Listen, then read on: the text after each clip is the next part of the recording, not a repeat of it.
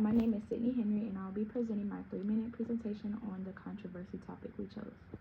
Reproductive and sexual rights allow women to make decisions about their own bodies, their health, and their futures. Without these rights, women face limits on their independence, opportunities, and personal growth. So in this presentation, I will explain why these rights are so important by looking at 3 key areas: autonomy, respect, and equality.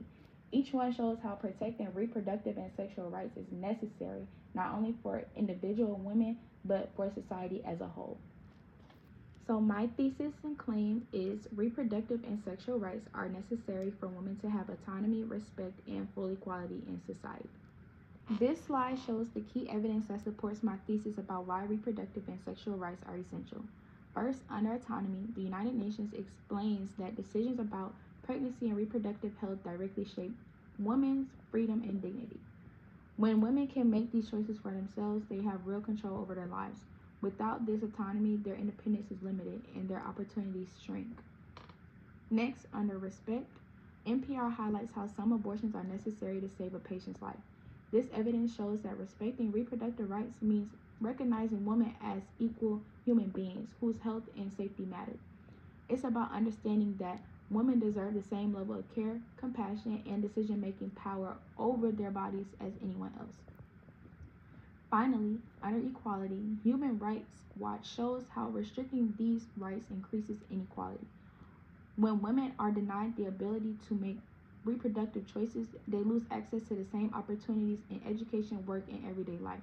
This creates barriers that men do not face, which widens gender inequality even more. Together, these sources show that autonomy, respect, and equality all depend on protecting reproductive and sexual rights.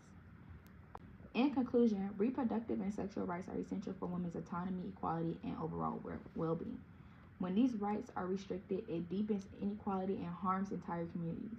True equality is only possible when women have the freedom to make decisions about their own bodies and their futures. Giving women full control over their choices isn't just fair, it's necessary for real freedom and a healthier, more equal society. And these are the sources I used for my presentation. I referenced an article by Melissa Block from NPR about abortions necessary to save a patient's life. I also used the Human Rights Watch report on the abortion crisis in the United States after Dobbs. And I finally I included a United Nations report on women's autonomy, equality, and reproductive health in international human rights. And all of these help support my research and evidence.